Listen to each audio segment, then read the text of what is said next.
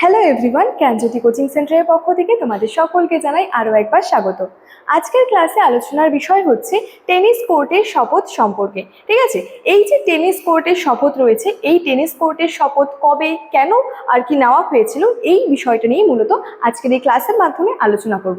ঠিক আছে, তোমরা যারা সিধু কানু বিরসা ইউনিভার্সিটির অধীনস্থ বিভিন্ন কলেজগুলোতে পড়াশোনা করছো, তোমাদের জন্য আজকের ক্লাসে 7th semester major history paper যে 12 থেকে আর কি এই টেনিস কোর্টের যে শপথটা রয়েছে এটা নিয়ে কিন্তু আলোচনা করব। ঠিক আছে, আচ্ছা, আলোচনার বিষয় শুরু করার আগে তোমাদেরকে একটা ছোট্ট ইনফরমেশন দিয়ে রাখি।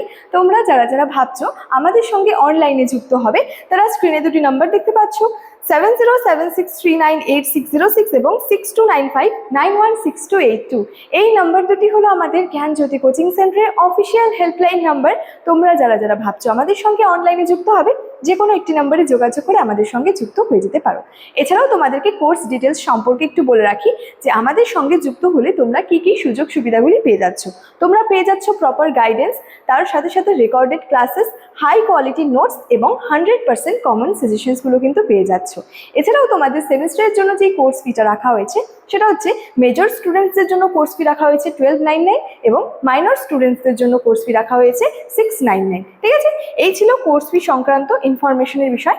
এবার সরাসরি আলোচনার বিষয় শুরু করছি। ঠিক আছে, আচ্ছা, মূলত প্রথমেই বলেছি আলোচনা করব যে বিষয়টা নিয়ে, সেটা হচ্ছে যে টেনিস কোর্টের যে শপথটা রয়েছে সেই বিষয়টা নিয়ে। ঠিক আছে, দেখো এই যে বলেছে টেনিস কোর্টের শপথ। ঠিক আছে, 1789 সালের 20 জুন ফরাসি বিপ্লবের প্রাক্কালে সংঘটিত একটা ঐতিহাসিক ঘটনা ছিল কিন্তু এই টেনিস কোর্টের শপথটা। ঠিক আছে, আচ্ছা, এটার পটভূমিটা কি রয়েছে, ঠিক আছে, এবং এটার প্রেক্ষাপট কি রয়েছে, এই সমস্ত বিষয়গুলো সম্পর্কে কিন্তু আমরা জানবো আজকের ক্লাসের মাধ্যমে। প্রথমত রয়েছে দেখো ভোট দানের পদ্ধতিতে বৈষম্য।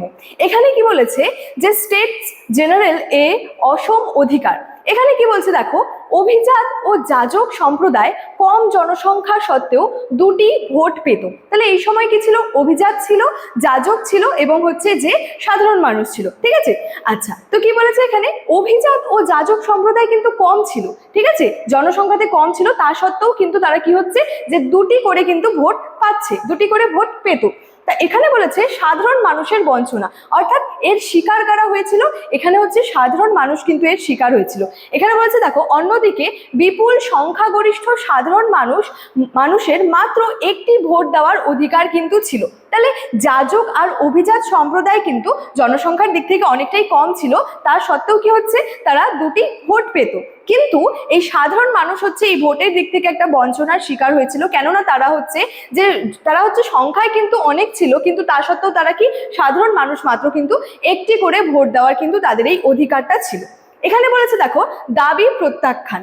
এখানে হচ্ছে সাধারণ প্রতিনিধিরা মাথাপিছু ভোটের দাবি জানালে তার রাজা কি করে, সেটা সরাসরি প্রত্যাখ্যান করে দেয়। অর্থাৎ সাধারণ যে প্রতিনিধিরা তারা কি করলো, এই যে মাথাপিছু ভোটদানের দাবিটা কিন্তু জানালো। ঠিক আছে, যেহেতু সাধারণ মানুষের সংখ্যাটা একটু বেশি ছিল, সেক্ষেত্রে তারা কি দাবি জানালো, মাথাপিছু ভোটের দাবি জানালে রাজা কি করলো, সেটাকে সরাসরি প্রত্যাখ্যান করে দিল। ঠিক আছে, এই যে টেনিস কোর্টের শপথের মূল বিষয়গুলো কিন্তু, মূল যে প্রেক্ষাপট যদি বলে, এখান থেকেই কিন্তু সেই বিষয়টা শুরু হয়। ঠিক আছে, আচ্ছা, তারপরে বলেছে দেখো অধিবেশন কক্ষে বাধা এবং বিকল্প সমাবেশ। এখানে বলেছে অধিবেশনে বাধা।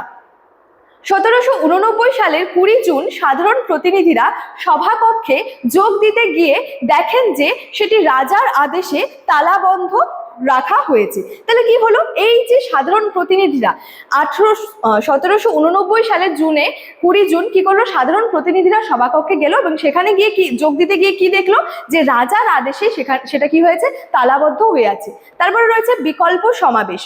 সভাকক্ষে ঢুকতে না পেরে উত্তেজিত প্রতিনিধিরা সিলভা বেইলির নেতৃত্বে পাশের একটি ইনডোর টেনিস কোর্টে সমবেত হলেন। তাহলে কি ছিল টপিকটা, টেনিস কোর্টের শপথ। তাহলে এখান থেকে কি হলো, যখন তারা সাধারণ প্রতিনিধিরা সভাকক্ষে গিয়ে দেখলো যে সেখানে রাজার আদেশে সেটি তালাবদ্ধ রাখা হয়েছে, তখন তারা কি করলো, সভাকক্ষে ঢুকতে না পেরে সেই উত্তেজিত সাধারণ প্রতিনিধিরা কি করলো, যে সিলভা বেইলির নেতৃত্বে পাশের একটি যে ইনডোর টেনিস কোর্ট ছিল সেখানে আর কি তারা সমবেত হলেন। নেক্সট রয়েছে ঐতিহাসিক স্থান, অর্থাৎ এখানে বলেছে ভার্সাই নগরীর এই ইনডোর টেনিস কোর্টটি পরবর্তীতে ফরাসি বিপ্লবের আতুর ঘরে কিন্তু পরিণত হয়েছিল। ঠিক আছে, আচ্ছা, নেক্সট কি রয়েছে দেখো, এখানে বলেছে সংবিধান তৈরির প্রতিজ্ঞা। এর পরবর্তীতে কি হলো, সংবিধান তৈরির একটা প্রতিজ্ঞা করা হলো। এখানে বলেছে নতুন সংবিধানের শপথ। কি বলেছে, প্রতিনিধিরা শপথ নেন যে যতদিন না ফ্রান্সের জন্য নতুন সংবিধান রচিত হচ্ছে ততদিন তারা কি করবেন, তারা ঐক্যবদ্ধ থাকবেন বা ঐক্যবদ্ধভাবে থাকবেন। তাহলে নতুন সংবিধানের ক্ষেত্রে কি হলো, তারা শপথ গ্রহণ করলো, প্রতিজ্ঞা নিল তারা। তারপরে বলছে যে স্বীকৃতির দাবি, রচিত সংবিধান রাজকীয় স্বীকৃতি না পাওয়া পর্যন্ত তারা সমাবেশ ভেঙে দেবেন না বলে তারা কিন্তু প্রতিজ্ঞাবদ্ধ হন। অর্থাৎ তারা হচ্ছে বিভিন্ন শপথ গ্রহণ করেন এবং বিভিন্ন হচ্ছে প্রতিজ্ঞাও কিন্তু তারা আর কি গ্রহণ করেন।